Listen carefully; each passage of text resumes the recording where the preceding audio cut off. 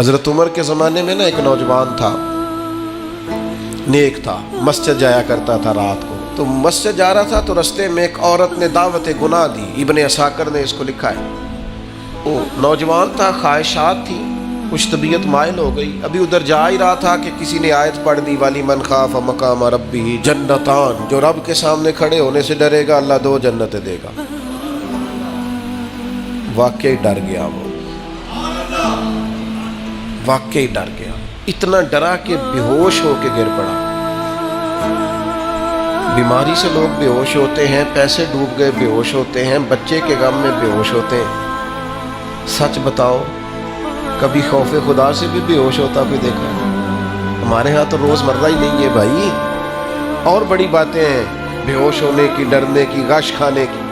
بے ہوش ہو کے گر پڑا. بوڑھے باپ کو کسی نے بتایا بچہ بے ہوش پڑا ہے، اٹھا کے گھر لائے. گھر لا کے کہا بیٹا کیا ہوا؟ نوجوان ہے، چڑھتی جوانی ہے، پر پاکیزہ بڑی ہے. کہنے لگا ابا جی گناہ کی طرف چلا گیا تھا، پر میں نے آیت سن لی جو اللہ کے سامنے کھڑے ہونے سے ڈرے گا رب 2 جنتیں دے گا. میں ڈر گیا تھا، رب واقعی 2 جنتیں دے گا.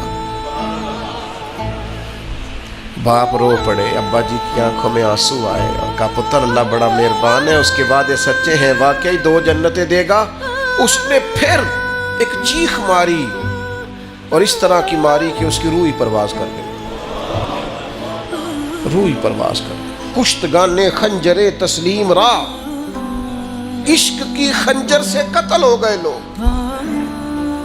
صبح حضرت عمر کو پتہ چلا کہ انہوں نے تو رات جنازہ بھی پڑھ دیا، تدفین بھی کر دی. جناب عمر فرمانے لگے اتنا نیک نوجوان خوف خدا سے دنیا سے چلا گیا، مجھے کیوں نہیں بلایا میں جنازہ پڑھتا. فاروق اعظم فرما رہے میرا شوق تھا میں اس کا جنازہ پڑھتا. کہا حضور آپ کو تکلیف نہیں دی. فرمایا بتاؤ قبر کہاں ہے؟ تے کامل پیر اونا دے باہو قبر جنا دی جیوے. حضرت فاروق اعظم قبر پہ تشریف لے گئے اور کھڑے ہو کے فرمانے لگے نوجوان مجھے امید ہے میرے رب نے تجھے 2 جنتیں دی ہوں گی. ابن عساکر کھول کے دیکھو تاریخ بغداد نے کیا لکھا ہے. حضرت سیدنا فاروق نے فرمایا امید ہے 2 جنتیں دی ہوں گی. قبر کے اندر سے بولا کامل پیر اونا دے باہو قبر جنا دی جیوے. قبر کے اندر سے بولا. کہنے لگا حضور امید والی بات نہیں، رب کے وعدے سچے ہیں، اس نے واقعی مجھے 2 جنتیں عطا فرمائی.